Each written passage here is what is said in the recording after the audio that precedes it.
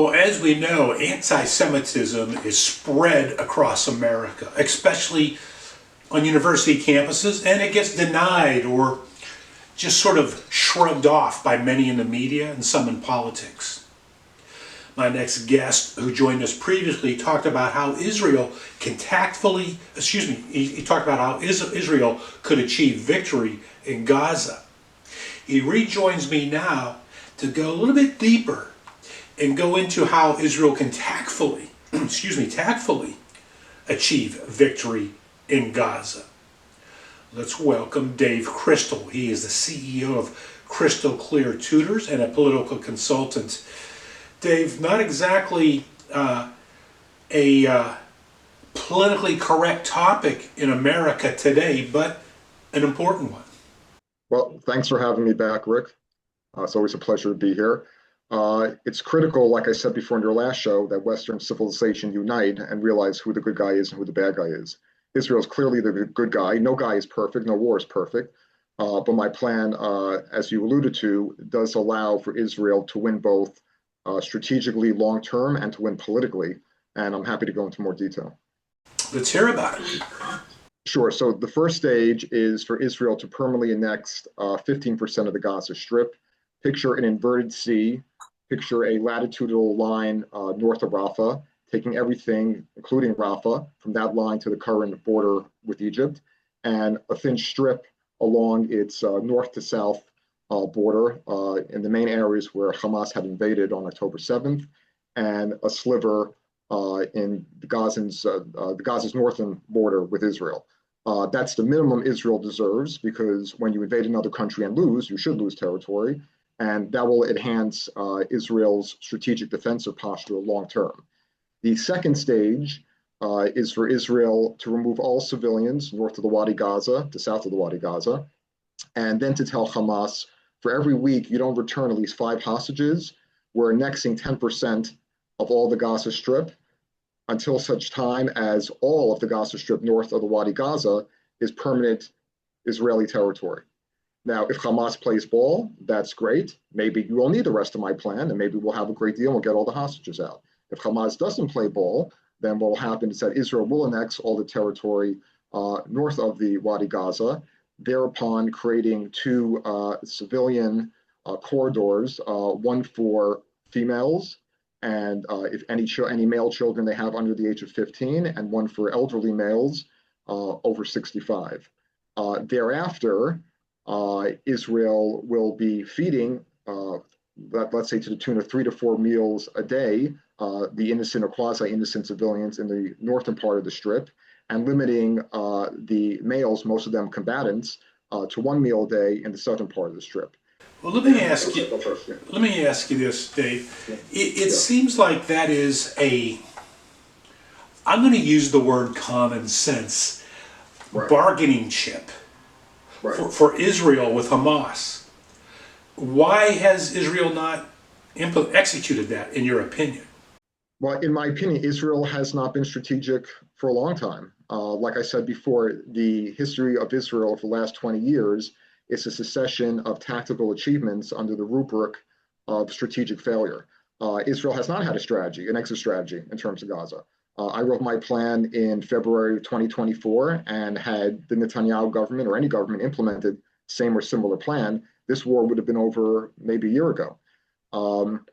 But the bottom line is, as long as Hamas manipulates the media and the ignorant masses, which are most masses nowadays, to believe that Israel is targeting innocent women and children, Israel cannot win diplomatically. So Israel has to go out of its way to separate the ostensibly innocent women, children, and elderly, and strictly target military-age males.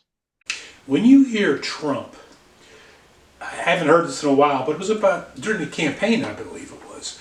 He was stating that he has a plan for Gaza, a big, bold, beautiful plan to turn it into a tourist destination and rid Hamas of it. What's your thoughts on that? I mean, it was a little bit pie in the sky. Now, it was a door that he opened for Netanyahu, which Netanyahu did not take advantage of. More importantly, Trump said all hell will break loose if Hamas does not release the remaining 20 or so living hostages. That was a green light and open door to Netanyahu, which he objectively failed to avail himself of. And now Israel's in a worse situation because Trump does not respect losers. And when people, in his mind, and when people don't take advantage of easy opportunities to win, he considers you a loser. Yeah. Not only did Netanyahu do Israel and the IDF a disservice, he did himself politically a disservice in the eyes of Trump in not taking advantage of that window. At the end of the day, we still need an exit strategy. I would love for someone to come up with a better plan than mine, but mine is the only one that actually has a tactical exit strategy. Why do you think Netanyahu has not been more proactive in these sort of strategies to get Hamas to back down as in a way that you are suggesting, in a way that Trump suggested and Netanyahu did nothing?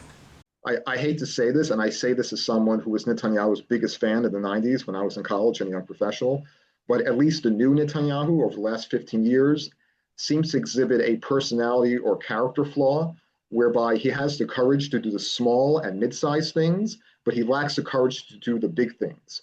For example, Begin never raved and ranted about the Osirak reactor, the nuclear reactor in Iraq under Saddam Hussein. Begin just bombed it.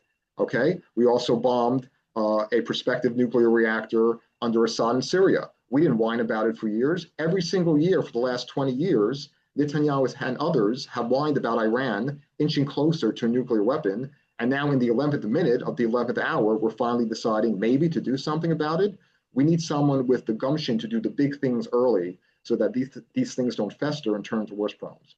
Do the Israeli people want that type of individual, or do they fear that that might be an extremist?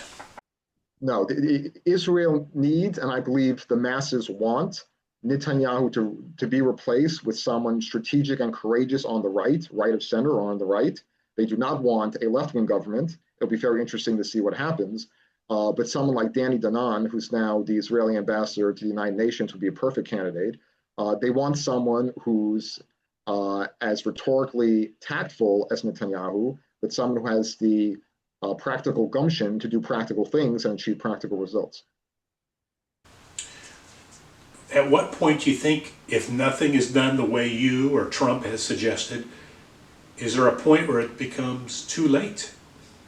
Yes, in about a year, it'll be untenable. Israeli society is fracturing economically, socially. The divorce rate is skyrocketing.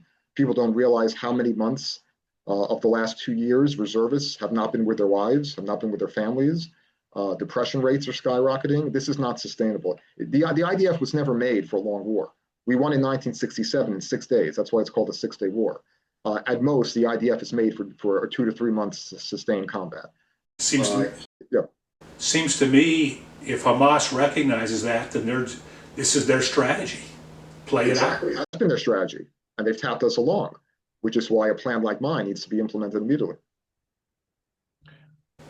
If you had pulling out your crystal ball, what do you think is going to happen in the next year? I have a joke about that, but it's off color. Pulling out my crystal, I think, ironically, the relatively right-wing religious parties are going to force a new election. I think there'll be a new election somewhere between October and December of this year. And I think after that, you'll start to see some serious achievements. And going by what you said earlier, the timeline will be if it's after the, November, December, there's like 5-6 months window that's available before it closes. Well, that's true. It only takes 4 to 6 months to implement a plan like mine. And worst case scenario, in a plan like mine, you don't get the hostages back, but you conquer half of Gaza, and Trump will support it, and it'll be internationally recognized under international law. You don't get to invade somebody and slaughter them without a price to pay. So the beauty of my plan is that it's accretive to Israel's security in a stage-by-stage process. So hopefully we achieve the ultimate result of getting all the hostages back. But at least if we don't, we achieve heightened security going forward. Right now, we're not achieving anything. Wow. Well, we shall see, Dave Crystal. We shall see what happens here in the second half of 2025. Dave Crystal, CEO of Crystal Clear Tutors and political consultant. Last time we had you on, you had just returned from Israel, and your security paper had been read by your white paper, I should say, have been read by the Israeli Security Department. We thank you for joining us, and we'll be back in touch as things develop and see where we are. Thanks for having me. Have a great weekend. You too.